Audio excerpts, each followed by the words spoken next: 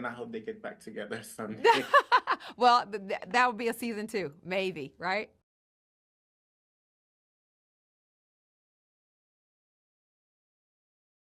Hello. Hi, how are you, Fredlyn? I'm doing well. How are you? I'm really wonderful. Yeah, so I read the whole book and I could not put it down.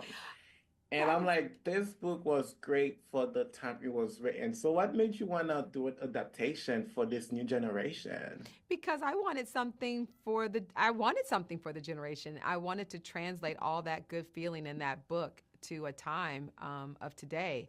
You know, sometimes people can't enter a story until they can kind of see themselves, and I think I'm privileged to be able to perhaps even lead um, today's audience back to the book. You know what I'm saying? And have a conversation between both narratives. And so I know I just wanted to carry that feeling through Fredlin.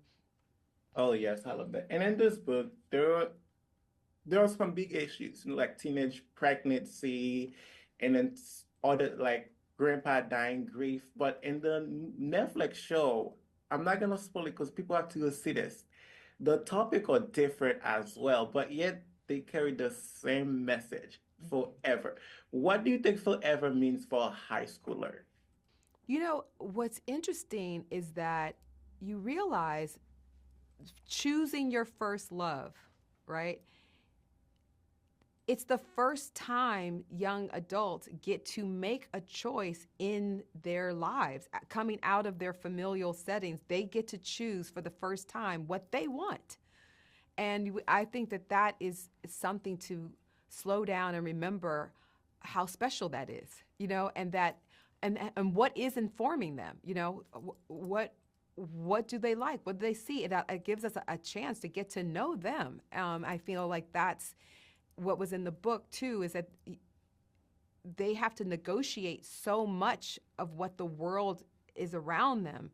And I think there's something very honorable for them to choose healthy, romantic, um, and explore sexuality in a healthy, consensual way.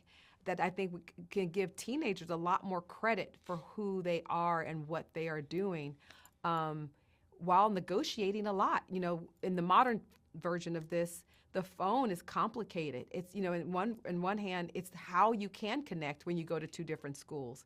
It's another thing is in how it can also be a disconnection. It can also be it can be a tool to betray you.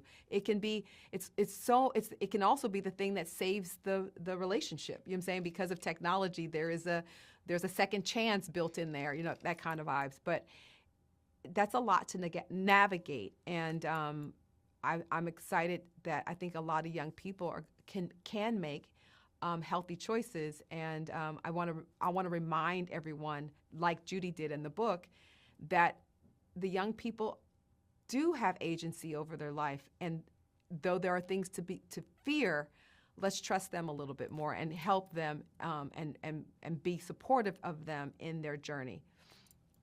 Oh, yes. And I think those are some great messages, key points people should take away from that TV show series. And one thing is like for them, I love how they keep telling each other it's forever. It's gonna be always till the end of time. Yes. Well, I think, I guess bringing my wisdom to, and I think like even Judy was bringing wisdom to the tell, is that I think it's perfectly fine for young people to think that they think it's forever. When you think it's forever, you're present. You're fully present in something.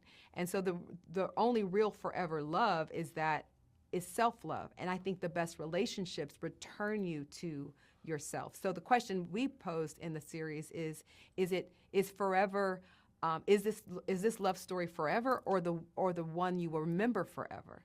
And I think every relationship could be that if it leads you back to your greater self. You know, even if you break up, what gifts did the relationship give you, and how are you better because of it? Even if it was a tough lesson to learn, or they reminded you of who you really are.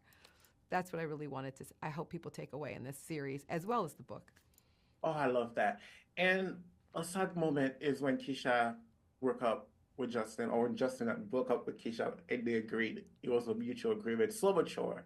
And Keisha would talk to her mom and cry, and her mom said, "Whatever God takes away from you, if you think it is, it will replace it with the same or better." Yes.